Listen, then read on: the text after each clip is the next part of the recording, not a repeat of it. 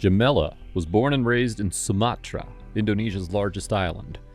From an early age, the woman was interested in medicine, which eventually became her life's work.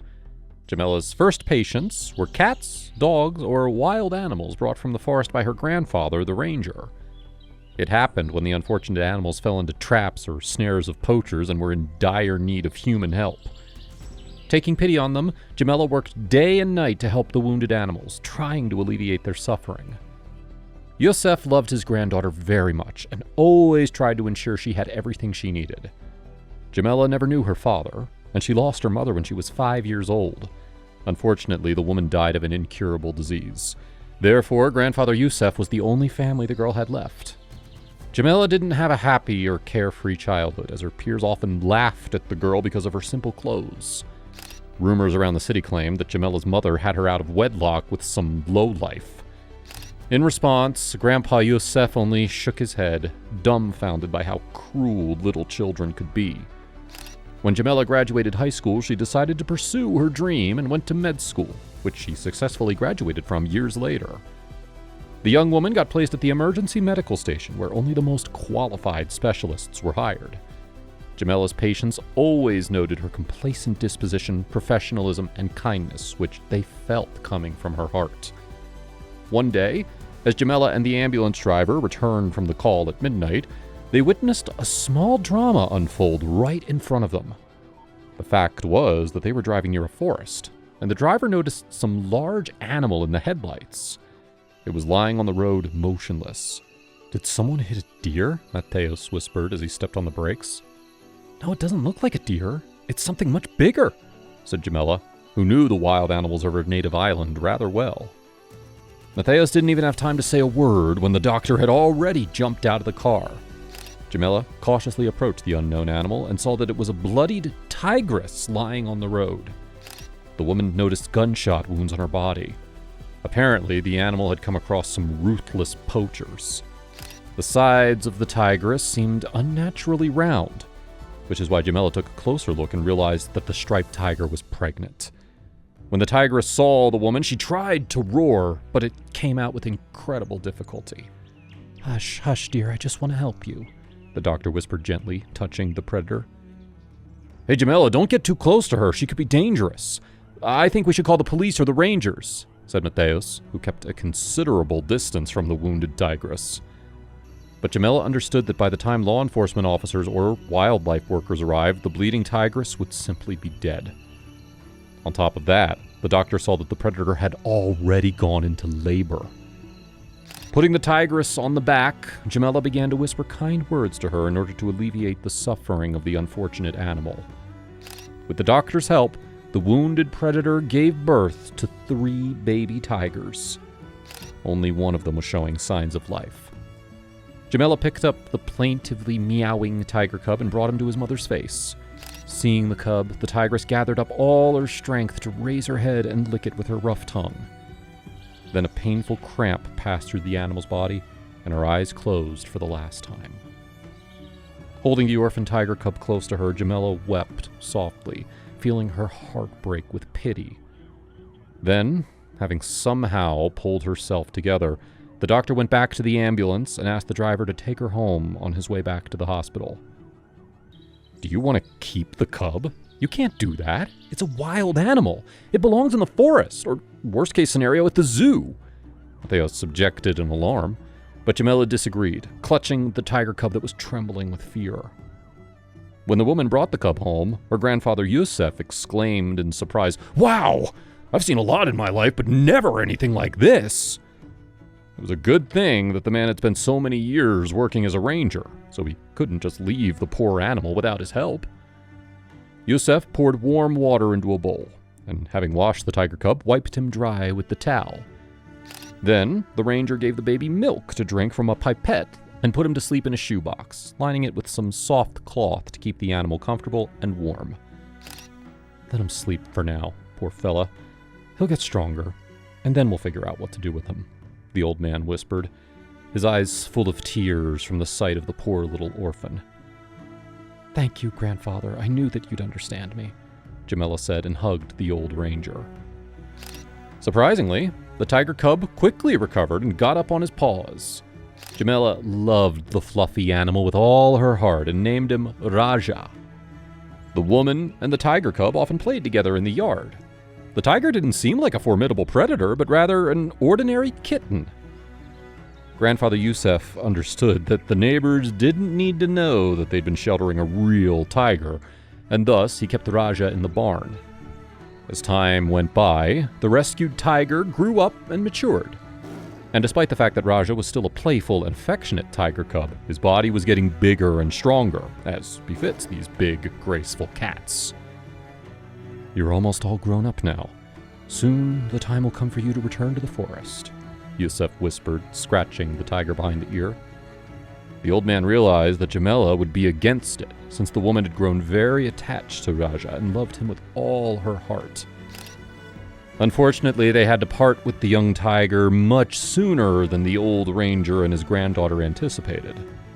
The thing was that the son of a local rich man had been courting Jamila for a long time, but the woman didn't reciprocate, nor did she ever give Mansour a reason to consider her his property. But the persistent rich man didn't think so, and one night he ambushed Jamila while she was returning home from work since there wasn't anyone on the street. Mansour grabbed the woman by the hand and dragged her into the bushes.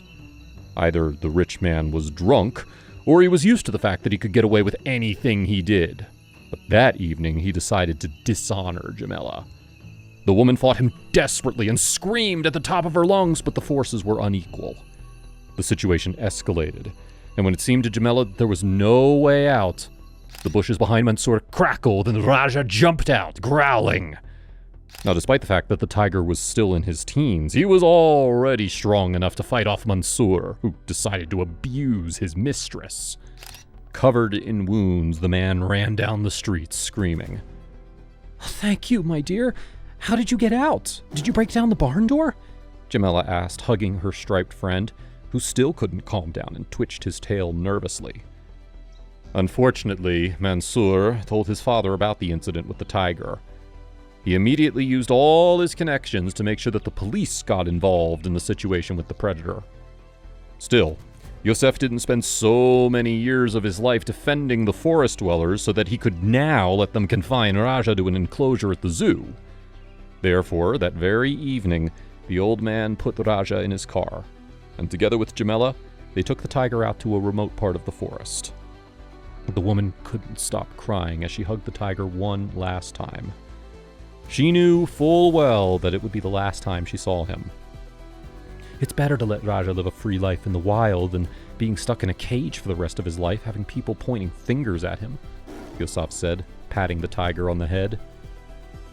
The striped predator took a few hesitant steps along the path, and then, throwing a farewell glance at Jamila, quickly disappeared into the forest thickets. The old ranger hugged his crying granddaughter, trying to console her. "Don't cry, my dear. Trust me, he'll be better off in the wild," Yosef whispered, his eyes full of tears. Several months passed, and Jamila never once saw Raja. The woman resigned herself to the fact that the tiger now lived where he actually belonged. Unfortunately, the rich man's son, Mansour, never forgave Jamila for the humiliation that he experienced that ill-fated evening. All this time, the man worked on a sophisticated plan of revenge. According to Mansour, that could only be carried out after getting rid of Jamila's striped defender. It all started with the disappearance of the old ranger, who didn't come home after yet another one of his trips to the forest. Now, Jamila didn't get too worried at first, since there had been instances when Yosef stayed in the forest for a day or two before. But when 3 days passed, the woman realized that the old man was probably in trouble. Understanding that she wouldn't be able to handle the situation on her own, Jamila decided to turn for help to her grandfather's loyal companion, the young ranger Mario. The man liked Jamila and considered Yusef to be his mentor, so he volunteered to help. Mario was aware that the old ranger had recently been concerned about the increasing cases of illegal logging in the territory entrusted to him. Therefore, the young ranger took Jamila on the route her grandfather usually took. The young people had already gone deep into the forest when they were surprised to hear the sound of chainsaws. It could only mean one thing. The old ranger was right. And soon, Jamila and Mario saw a camp of illegal loggers with their own eyes. Looking through the binoculars, the young ranger saw that it was no one else but Mansour, the son of the rich man who was in charge of the felling. And then, Jamila saw her grandfather tied to a tree. Now, the woman realized why Mansour hated their family so much. They stood in his way of doing his illegal deeds. The young people came closer and didn't even notice when a couple of loggers armed with guns sneaked up behind them. "And where exactly do you think you're going?" one of them asked, holding the intruders at gunpoint. Jamila and Mario shuddered as they realized they were trapped. Apparently, the cunning Mansour had hidden patrols on the approach to the camp, which protected him from unexpected visitors. And when the owner of the illegal sawmill saw who his thugs had caught, he couldn't hold back a joyful exclamation. "Who do I see here, Jamila? Well, I guess now I can finish what I started. And then maybe you could have some fun with my guys here," Mansour said with a greasy smile. The loggers grinned, anticipating an interesting afternoon. A huge tiger jumped into the clearing with a formidable roar at this turning point. It then started attacking everyone around. "It's Raja," Jamila whispered, tears welling up in her eyes. Meanwhile, the screaming loggers dropped their guns and fled. The greedy workers weren't willing to die for Mansour. Therefore, the tables had turned, and Jamila and Mario were now in charge of the situation. When the loggers were all gone, Raja went up to his former owner and poked his nose into her hand. Then, looking at the astonished Mario, the tiger disappeared back into the forest in the blink of an eye. With tears in her eyes, Jamila realized her grandfather, who got to witness the whole situation. Soon, thanks to the dedication of the rangers, the illegal logging in the region was stopped, and all those responsible for it were punished. Still, everyone knew that without Raja's help, this wouldn't have even been possible. After all they'd been through, Mario and Jamila decided to get married, as they realized that they didn't want to spend any time apart, and their decision made Yusuf incredibly happy. Rumors have it that Jamila and Mario are very happy together and are already expecting their first child. Meanwhile, Raja was probably already starting his own family and is protecting them like we all know he can.